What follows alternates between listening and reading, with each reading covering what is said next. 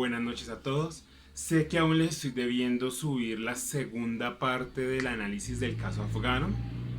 Sin embargo, mientras estaba hablando sobre esto y aprovechando que en el Instagram Live estamos en el tema de Irán, no pude evitar recordar el que podría ser mi segundo libro favorito, de uno de los mejores autores que hay de historia clásica prerromana, podríamos decirlo, que es Valerio Massimo Manfredi y el libro del ejército perdido. Este libro es muy relevante, no tanto en el caso afgano, aunque si bien se manejan similitudes culturales, no es precisamente la tribu a la que nos vamos a referir. Sin embargo, al hablar del ejército perdido tenemos que referir que está basado en la Anabasis de Jenofonte, de la epopeya de los 10.000. No sé ustedes, pero para mí es de los momentos más impresionantes, épicos, increíbles y poco rescatados de la cultura.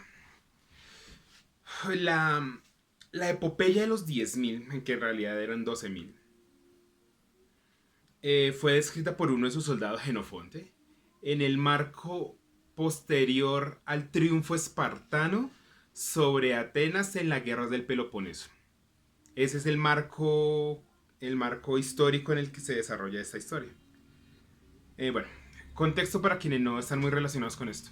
Sucedió la película de 300, esta es la segunda guerra médica no porque eran contra médicos, sino porque era contra la tribu de los medos, que así era como conocían los griegos a los persas.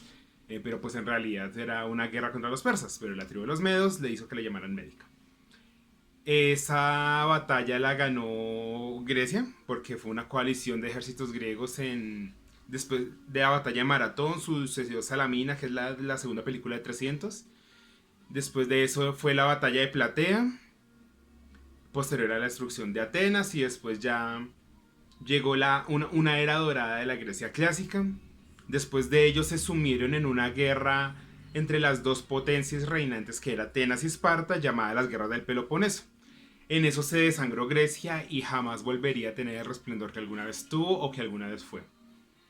Eh, una característica interesante antes de adentrarnos en el libro y en el contexto histórico, es que esta batalla fue tan larga y tan ardua que terminó siendo una batalla de mercenarios, es decir, había dos ejércitos mercenarios, Atenas contrataba a uno, Esparta contrataba a otro, peleaban entre ellos, algunas veces se iban para el otro bando, en realidad nadie ganaba. O sea, desangró tanto a las naciones griegas que simplemente opacaron su brillo sin un éxito. Esparta perdió por motivos militares que no quiero ahondar. Sin embargo, cuando se entrenan solo fuerzas especiales y no hay un grueso carne de cañón, soldados de clase baja, cada pérdida es extremadamente valiosa.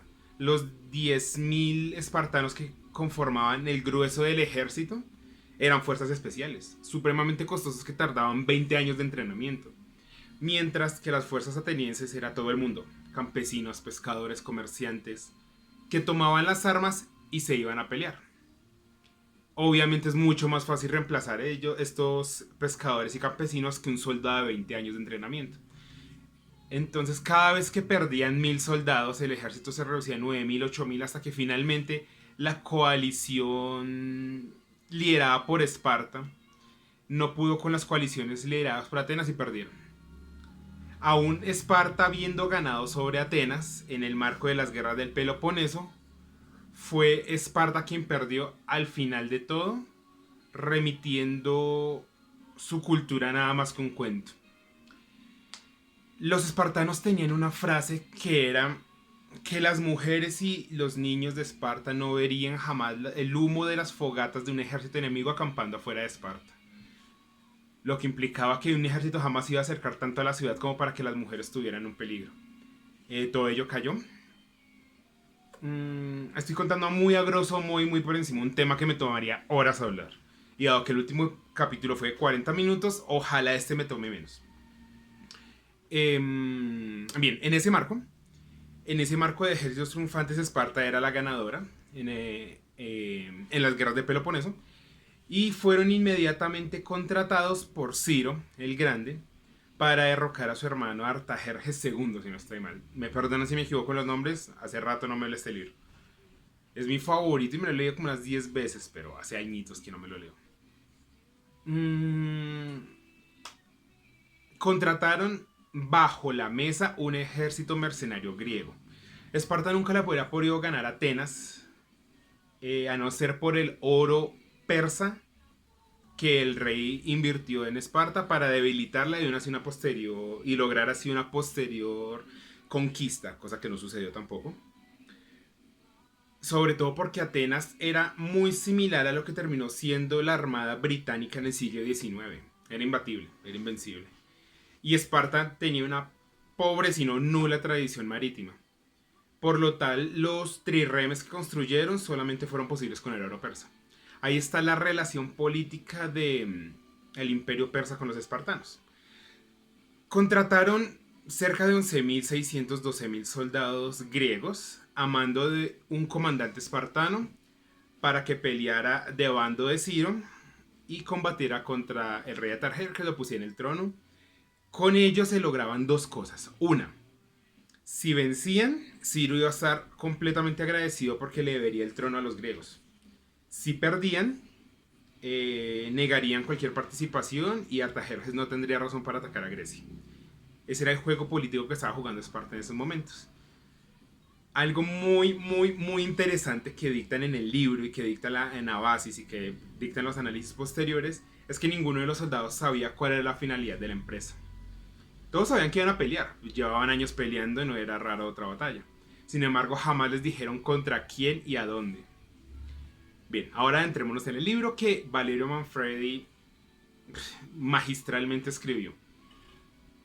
Punto 1 que me encanta. Está basado desde la mirada de una mujer, de una campesina, de una mujer de una tribu. Indican el camino. Obviamente la batalla sucedió en los márgenes de Mesopotamia. Llegaron hasta Babilonia y el enfrentamiento fue en Cunaxa, en las orillas del río Éufrates.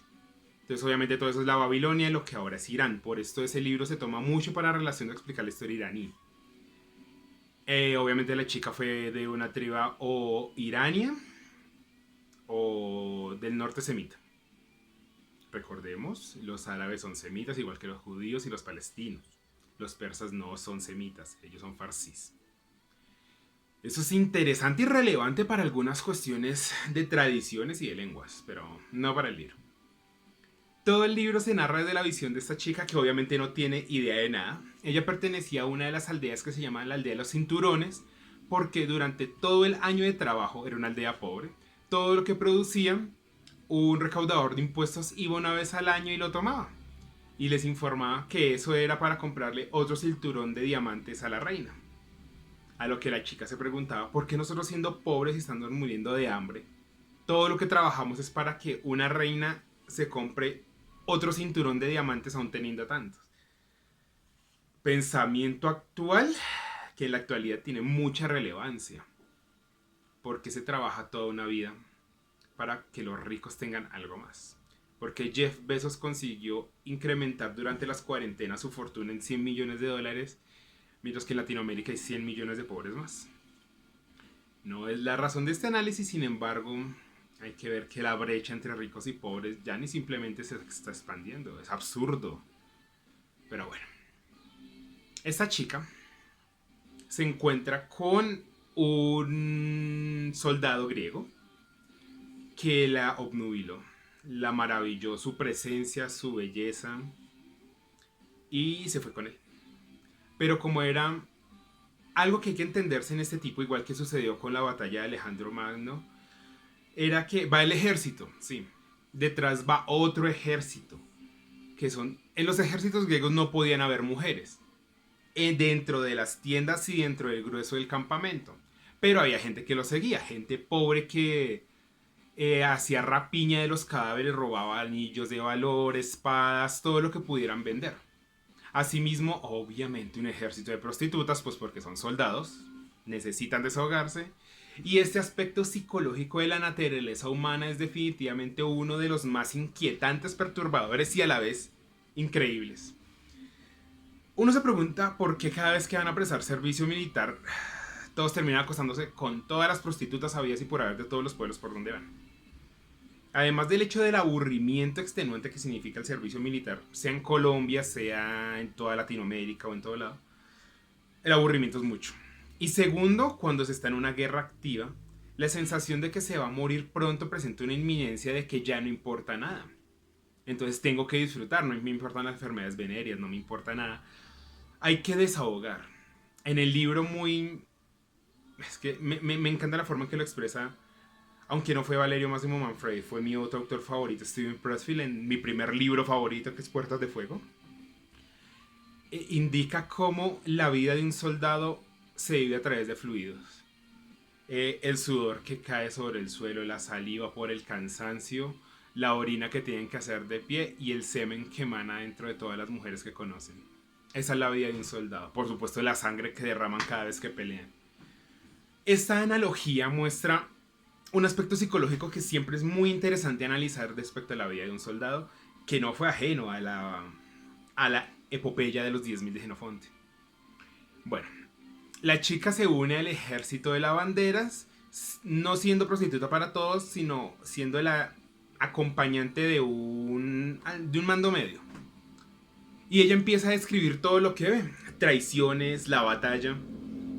Esa es la primera parte, que es muy interesante la mirada de una chica campesina de esta zona iraní, donde las mujeres obviamente son reprimidas. Todo. El judaísmo es machista y reprime. Lean, les podría citar 1000 capítulos de la Biblia que uno queda como wow. Hay mujeres en Occidente actual que defienden esto. De la misma forma que en el Corán y todo, porque todos son tradiciones de pueblos del desierto de Oriente Medio de tribus. Es curioso que indios americanos estemos aplicando una moral judío-cristiana de una tribu oriental. Otro tema de discusión muy interesante y relevante. Pero bueno, volvamos, retomemos. El libro comienza siendo narrado por esta chica después de ser apedreada. Ella llegó al pueblo, sus padres, su madre, sus hermanos y todo el pueblo la apedrearon.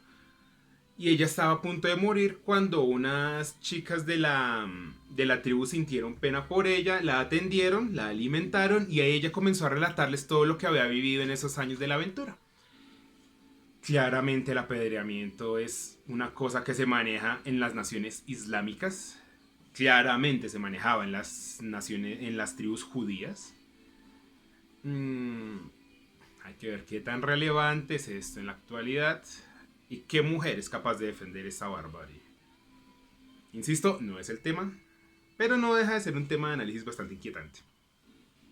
A la chica empieza a cantar justamente eso, cómo se enamoró del caballero, cómo lo siguió con el ejército de lavanderas, comerciantes, prostitutas, y llegaron al enfrentamiento.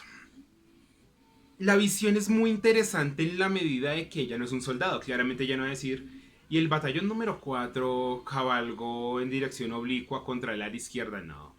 Ella lo explica, o más bien el autor a través de la mirada de esta mujer, explica sin términos muy técnicos cómo se desarrollaba y cómo podría ser un civil expresando una batalla militar.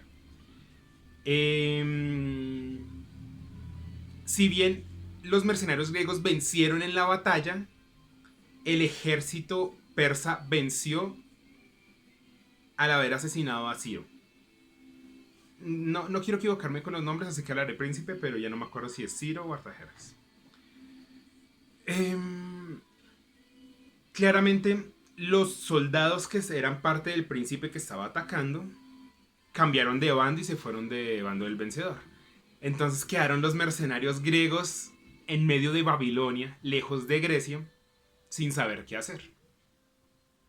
Como no sabían los soldados de a pie a qué iban, el único que sabía que solo habían dos opciones para esta batalla. O vencían o desaparecían para quitar cualquier conexión con los mandatarios griegos, con los mandatarios espartanos. Entonces, ya que vencieron la parte de la pelea que ellos tenían, pero perdieron la batalla, esos 10.000 no podrían volver a Grecia, no deberían volver a Grecia. Entonces lo que hace este comandante espartano es enfrentarlos contra todo, un juego de traiciones en que avisó a los reyes de las naciones y de las tribus arraigadas a su tierra que los atacaran. Los mandó por caminos imposibles de llegar, los hizo escalar montañas en invierno y llegaron a la meseta iraní. Como les estaba comentando en el video anterior de la topografía y la geografía de Afganistán, la meseta iraní es imposible. O sea, si los Andes son difíciles, las mesetas de Centroasia son igualmente imposibles. Entonces, ahora miremos quiénes eran esos mercenarios griegos. La panoplia, la armadura griega pesa más de 40 kilos. Esto fue hace 2000 años. O sea, estaturas como la mía de 1,85 eran impensables para estos tiempos. Eran espartanos. Y las alturas, el más alto era de 1,70, que es más o menos la altura promedio de las mujeres en Latinoamérica. Realmente eran bastante bajos, pero eran muy robustos y tenían que cargar con el oplón, que era el escudo de bronce, con las lanzas, las espadas, los equipamientos, la cocina, las llamas. Llevaban todo el aditamento llamado panoplia y así se enfrentaron contra los soldados. Intentaron devolver y en esto radica la epopeya de los 10.000 de Jenofonte. Los aliados que ellos tenían con el ejército que pelearon y el ejército enemigo se unieron para atacarlos. Claramente no podían atacarlos de frente, pues los escudos y la infantería pesada siempre han demostrado superioridad sobre las tácticas de avanzada de caballo y de flechas de los persas. Sin embargo, estos griegos están en una tierra ajena, no tienen suministros, no tienen apoyos, están solos y estos son caballos con una gran movilidad que les disparaban flechas. Si herían en una pierna no lo podían dejar, entonces retrasaban y hacían lo que claramente son tácticas de guerrilla que, como ya les expliqué, son las mejores para tipo de desgaste. En otro momento me dedicaré un videito a qué son las tácticas de guerrilla, qué son las milicias, cómo funcionaban en el pasado los manipulos romanos, las falanges macedónicas, las falanges espartanas, cómo venció Epaminondas a las falanges con el ejército, el batallón sagrado de Tebas. Pero esos son otros temas que trataré en otro momento, pero supremamente interesantes. Los dejo grabados para acordarme porque siempre se me olvida. Por cierto, aparte, la segunda parte que les debo del video de Afganistán era la parte de China y su influencia geopolítica. Pero quiero separar un video entero para hablar de China. Retomando. Entonces la epopeya indica el regreso de este contingente griego a su hogar. Entonces bajaron, veamos el mapa, este es Medio Oriente y este es Grecia, ¿no? Pasaron Turquía, bajaron por toda la Mesopotamia hasta Babilonia, perdieron. Ahora tienen que pasar todo el desierto hasta Turkmenistán, la meseta irania, los desiertos, las montañas armenias, para volver a llegar a Turquía y volver a Grecia. Ese era todo el recorrido, que en dedo se ve cercano, pues que esos son 1000 kilómetros en invierno, en desiertos y en montañas imposibles de andar. Sin ropa, con sus ejércitos con sus panoplias de bronce, sin poder alimentarse. En esto radica la maravilla y la epicidad del relato de Jenofonte y la escritura de Valerio Máximo Manfredi del Ejército Perdido sobre esta batalla. No sé si ustedes alguna vez han sentido la emoción, pero cuando los 1000, bueno, fueron los 300 espartanos que se quedaron junto con los otros 1000 soldados griegos, que no me acuerdo de la tribu en ese momento, que se quedaron para detener a los persas. Ese nivel de sacrificio y epicidad, a mí me hace helar la sangre. Cuando yo leo los libros, Puertas de Fuego es relevante a eso y creo que es el mejor libro escrito en esos momentos. Casi al nivel de la novela gráfica de Frank Miller en la que se basa la película de 300. O sea, a mí me dan casi ganas de llorar, se me hincha el pecho y siempre es wow. O sea, uno sabe cómo este tipo de cosas mueven el alma y el espíritu humano. La inquebrantabilidad del alma humana ante las adversidades. Pero más increíble de todo era el ejército de mujeres que seguía a estos tipos, y que sobreviven en sus mismas condiciones. Algo que hace énfasis el libro en un momento. Solamente en la subida, bueno, los estaban atacando y los estaban hostigando. En un momento, después de varias tácticas de contramarchas, de marchas dobles, de madrugar, de no dormir para crear una distancia entre el ejército persa y ellos, se vieron obligados a abandonar todo lo no necesario, carretas, caballos, los que aún quedaban, y ascender a las montañas donde la caballería persa no podía atacarlos. En invierno. Obviamente el ejército persa era tal como vieron el aditamento en Troya, a Aquiles, a Brad Pitt, que eran falditas cortas. Eso no sirve para enfrentar el adusto frío que tienen las montañas. Y aún así se fueron, seguido por un comerciante que llevaba un grupo de prostitutas, entre ellas estaba la chica que narra el libro, y que tuvieron que enfrentarse a las montañas. Listo. Hasta ahí normal, estos son soldados. Están acostumbrados a las cruentas condiciones de un campo de batalla. Las otras eran mujeres, acostumbradas a los placeres carnales y los deseos de Afrodita, nada más. La otra era una aldeana que trabajaba cargando agua, haciendo artesanías. Tampoco tenía forma. Entonces ahí narran mucho cómo los delicados pies sangraban por todo hasta que luego se volvieron en un grueso callo que soportaba las filosas rocas de las montañas. Tribus nómadas, tribus asentadas en las montañas, arraigadas a su tierra, los atacaban con tácticas de guerrillas. Los griegos, acostumbrados a pelear en grandes llanuras, en formaciones y en batallones, tuvieron que adaptar sus estilos de batalla para poder soportar a los guerreros carducos de las montañas armenias. Es increíble porque ahí narran historias de cómo un joven que fue herido, cuyas tripas cayeron al suelo, fue levantado por sus compañeros y ella no lo volvió a ver. Un mes después, ella estaba con una prostituta que estaba embarazada y atacaron en un camino de cabras donde no cabían dos personas de lado. Esa chica se cayó de cansancio y de hambre. Ella intentaba socorrerla y todos los soldados pasaban de lado, empujándola, sin poner atención. En un momento ella gritó: desgraciados, que por qué no la ayudan. Y un chico se levanta la visera de bronce y sonriendo le dice: primero tenemos que derrotar al enemigo, después nos encargaremos de tu amiga. Cuando vio el rostro era el mismo chico, porque era 18 o 19 años cuando soportó esa herida. Se vendó a un mes de recuperación de tener las tripas por fuera de un ataque. Estaba enfrentándose junto a sus compañeros contra estos guerreros de las montañas. No hay un capítulo de este libro que no me emocione. Es que es demasiado. No solamente por la fuerza de los soldados, sino por la evolución del personaje que tiene la chica. No me quiero poner a buscar ahorita cómo es que se llama, porque no me acuerdo. Avira. Avira es que se llama. Ya no le voy a decir la chica, ya le voy a decir Avira. Es la historia, la mayor historia de ella es con una de las prostitutas que quedó embarazada. Que al final es muy duro porque cayó una tormenta de nieve y ella quedó aislada.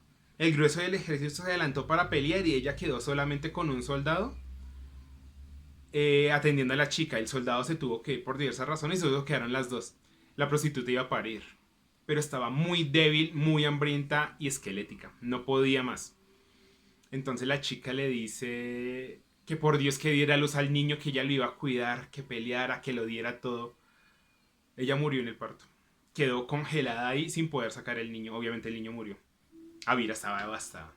Se iba a quedar muriendo en el frío hasta que llegó el soldado del cual se enamoró. La tomó y se la llevó. Acá revelan. Ella no sabía leer, evidentemente, mucho menos griego. Entonces ella una vez se metió a una tienda de campaña y a la tienda de campaña del general espartano, y revisando documentos la iban a matar por espía. Entonces ella, entre los gritos y aferrándose al hombre que amaba, escribió en la arena un símbolo que indicaba la traición del general espartano. Ahí todos se dieron cuenta de que los estaba guiando a punto muerto para que el invierno los asesinara y así no volvieran a Grecia, y por lo tanto no tuviese conexión aquella gesta fallida con la derrota del príncipe persa. Claramente se arrepienten y tienen que retroceder. O sea, lo que hizo en vez de hacer el recorrido para llegar a Turquía, a la Anatolia, y volver a Grecia, el guerrero espartano los estaba y metiendo aún más por las montañas, introduciéndose más al corazón del imperio y allí los matasen. Claramente después hubo un revuelo, hubo una votación y todos votaron por volver a casa, entonces tenían que desandar los pasos. Acá se presenta uno. Hay dos momentos después de esto que realmente me tocaron el alma. Entonces, bueno, decidieron si iban a volver. El general espartano se arrepiente y dice que jóvenes valerosos no deberían tener un fin tan indigno como este, entonces van a volver a Grecia. Obviamente ella se volvió una heroína. Ella jamás peleó, no tenía nada más que la fuerza de su corazón, la fuerza de su espíritu y el infinito amor por un tipo que la quiso en su momento. Uy, pero cuando llegó a Turquía y vio en el diario, ya sabía leer un poco. Y fue con otra chica que sí sabía leer, con otra prostituta que era la consorte de un alto mando. Y le pidió que le leyera el diario. Y ella leyó. Y lo que le dio mayor tristeza era que el soldado que llamaba escribió en el diario: y solo yo, con mi caballo, atravesábamos el estrecho de los Dardanelos y volvimos a Grecia. Hubo un momento en que yo me quedé callado como wow. Vamos a ver qué es lo que dice. Ella igual lloró y se devolvió y se quiso marchar sola. La otra chica le preguntó que por qué estaba llorando, que por qué estaba triste. Y ella dice: es que en ningún momento me menciona a mí. Esta chica dejó a su familia, dejó a su tribu, traicionó todo lo que ella conocía. Pasó las penurias más indecibles posibles de un soldado aún sin estar entrenada. Peleó, sangró, atendió los heridos, fue médico, llevó agua, cargó heridos. Hizo todo sin el reconocimiento, claramente, eso fue hace 2000 años. Sin el reconocimiento de ningún hombre. Solo por amor. Cuando llegó al límite y los restantes 10.000, obviamente la matanza y los números que llegaron fueron como 9.000. Habría que revisar, pues no me acuerdo bien los números, pero fueron menos de 10.000. Cuando vieron el mar, de la misma forma que Molón lave, la frase dicha en griego por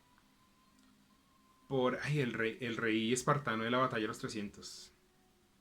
Cuando le dicen entrega tus armas y él dice ven por ellas, esa frase Molón lave, la tengo tatuada porque me encanta.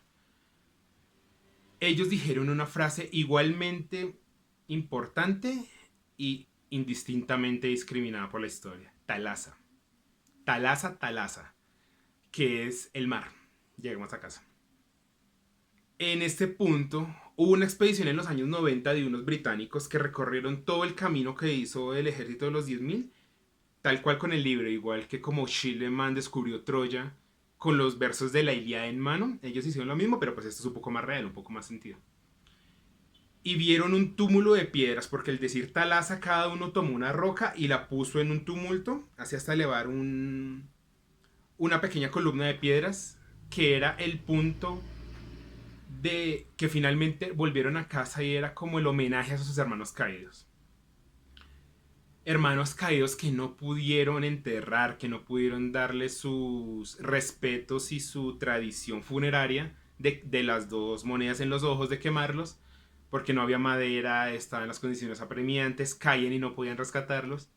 Entonces cada hermano caído tuvo casi un sacrilegio al no poder sentir sus ritos funerarios apropiados. Entonces cuando llega ese momento como que toda la carga emocional cae, wow. Pero bueno, ese es el final, el final de esa sección del libro. Pero yo me refería era el momento en que Habita descubrió el complot y cuando ya decidieron volver a Grecia y tenían que desandar. Ellos estaban en una semimeseta, es decir, como en un hueco rodeado de montañas. Y los estaban rodeando distintos enemigos a los cuales el general espartano había mandado mensajes para que los atacaran, porque el fin era que el batallón griego no volviera. Cuando deciden eso, todos están ahí en busca de asesinarlos. Y la decisión estaba tomada. Todos los soldados le dicen a las mujeres que se hagan en el centro. Todos ellos van a rodearlas y van a subir a toda prisa corriendo, embistiendo con escudos al frente y con lanzas arriba. Que quien caiga va a quedar ahí. Obviamente ahí va Tabita cargando a las demás mujeres. En ese punto creo que aún estaba embarazada. Y la carga era en forma de flecha. Era en forma de flecha, iban protegiendo a todas las mujeres e iban avanzando para atacar a los ejércitos que les estaban lanzando rocas, dardos. Los ejércitos carducos usaban unas jabalinas gigantes que atravesaban los soplones y las panoplas de bronce. En esta embestida fue el corazón completo cuando embisten y atacan a los enemigos y los arrasan pasando sobre ellos dejando un camino de muertos. Estaban completamente rodeados en la semimeseta. Ellos subieron en un triángulo, atacaron a uno y empezaron a atacar a los demás. Obviamente escapando la mayoría, pero fue tan... no voltearon. No volteaban para no ver cuántos de sus hermanos habían caído y cuántos no podían rescatar. Avanzaron por las montañas contra todos, siguiendo peleando. Y acá, después de que ya llegaron, llega mi segundo punto más increíble. Están descollando las montañas armenias y ya van a bajar. Y hay un pequeño río en el que se sienten, se ponen a alimentarse, a bañarse, a tomar agua. Y el ejército principal se había alejado lo suficiente para proteger. En un momento, todos los ejércitos tribales están en la parte de arriba de las montañas. Y del otro lado del río viene un ejército armenio, si no estoy mal, a caballo. Ah, no, no, no, no, no, no, les estoy mintiendo. Parte del batallón de persas que los estaba persiguiendo a caballo en el origen de la montaña, rodearon y los estaban esperando del otro lado para atacarlos. Entonces tenían a los persas a caballo en un lado y a los guerreros de las montañas en el otro. Ellos estaban en la mitad en el río tomando agua, pero el grueso del ejército estaba en un punto lejano. Entonces en el cine del río había un pequeño contingente junto con unas mujeres. Ahí Tabitha relata la forma en que los caballos empezaron a andar, a recorrer el camino para acabar con esto, y los soldados empezaron a correr. Las mujeres en su frenesí asusaban a sus soldados para que llegaran a salvarlas. El que llegara primero al punto del agua, del vado donde los caballos podían pasar, que fue por donde ellos pasaron, ganaba. La emoción que yo sentí, Dios mío, fue demasiada porque fueron dos...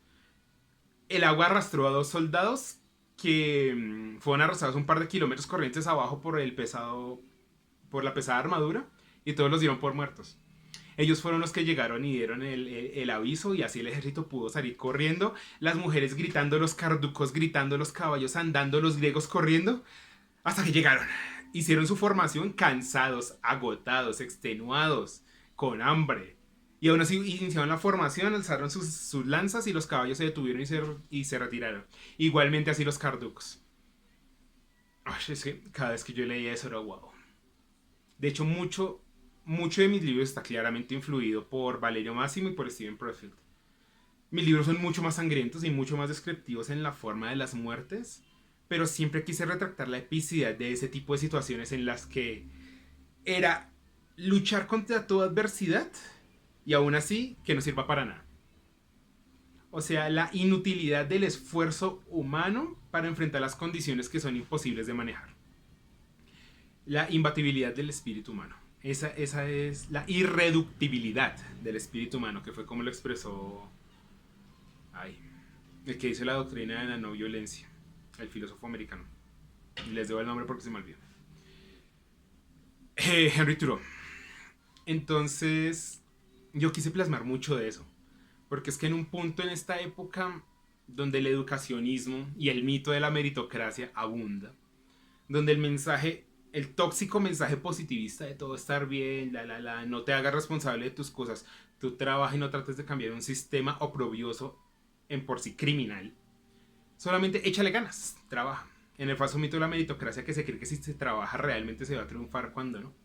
No es así, a lo cual le dedicaré muchos videos. De hecho, uno de mis libros que sacaré el otro año va a ser exclusivamente dedicado al falso mito de la meritocracia diría en Latinoamérica, pues que esto es en todo Occidente. En el marco del capitalismo neoliberal salvaje que estamos viviendo ahora. Lo cual, un video introductorio tendrá que ser explicado todos los conceptos porque la gente es estúpida y malentiende y interpreta de forma errónea cada término y lo usa. O sea, es que yo siempre he dicho, si no sabe, cállese. No es malo no saber, lo malo es pretender y fingir que se sabe cuando no es así. Y opinar de cosas que no se tiene idea, sin tener las bases, Es que definitivamente eso debería ser delito. Lo que enviaría a toda Colombia a la cárcel, porque si en algo es experto este país es en decir estupideces sin saber. Pero bueno, retomemos un tema mucho más interesante. El ejército griego llegó.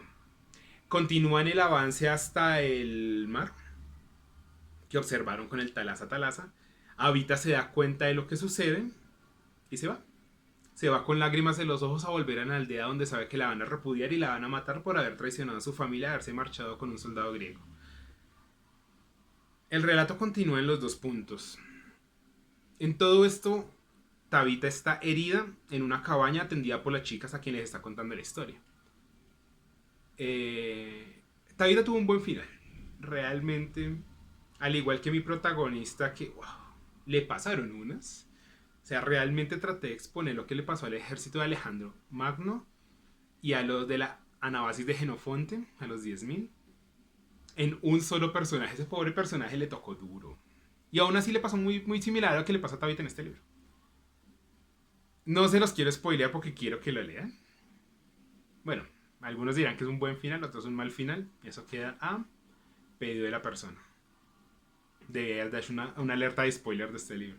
Pero no importa, yo me leí este libro 10 veces, ya sé cómo acaba y sé todo y me sigo emocionando en cada parte. Es como la saga de Tirano. Ay, Dios mío. Haré una sinopsis y una pequeña lectura de un capítulo porque me encanta. Ahora bien, cuando los griegos llegaron a Grecia, el batallón, el contingente griego llegó a Grecia, no los querían recibir. Entonces se dedicaron al pillaje y al saqueo. Hasta que finalmente algunos fueron absorbidos, otros murieron, otros tantos. Creo que finalmente quedaron 6.000 de todos aquellos. Murió el 50% en el camino. Y ya, ahí acaba la historia de los 10.000 de Genofonte. Y Tabitha volvió a su pueblo y allá sucedieron. El último capítulo está relatado por una de las chicas, ni siquiera es por ella. Donde cuenta cómo termina. Cómo termina todo. Me emocioné solo de recordarlo, me encanta ese libro. Es relevante este libro porque muestra mucho de la cultura iraní, por lo tanto en esa época similar a la afgana, puesto que todo fue homogeneizado por el imperio persa. Las mismas condiciones de que preferían que uno de sus hijos perdiera un brazo por no devolver una moneda de oro es algo clásico de todas las tribus de esa zona, de Centro Asia, de Medio Oriente. Quería indicar no solo que es mi libro favorito, otra vez, El ejército perdido de Valerio Massimo Manfredi, sino que lo recomiendo mucho para entender el aspecto iranio y por ende el caso afgano. Además de que es una de las historias más menospreciadas y que no debiese ser. O sea, la historia de los 10.000 de Genofonte es casi tan relevante como la de los 300 espartanos. Si bien no tuvo el peso de evitar que nuestra civilización sea greco-judía y no persa, árabe-persa, si no sé, todos seríamos musulmanes, es interesante. Entonces digamos que es mi libro recomendado. Y después de este pequeño aparte, sí les quedo viendo la segunda parte del caso afgano, que va a ser el caso chino. Porque lo que me faltó decirles ahí fue la influencia geopolítica de China en el centro de Asia con la nueva ruta de la seda y el collar de perlas, que fue cuando el video se me cortó. Entonces lo subiré. En unos 4 días vamos a tener de nuevo el Instagram Live. Igual que claramente ya saben, el video principal lo subo al canal principal. Estos videos que grabo aquí los subo al video secundario de la Legión Juve. En estos días estaré subiendo el audiolibro del segundo capítulo de mi libro, del primer libro de Legión Juve. Y nada, y 39 minutos, no llega a los 40. Buenas noches a todos, no voy a decirlo de suscríbanse, compártanlo.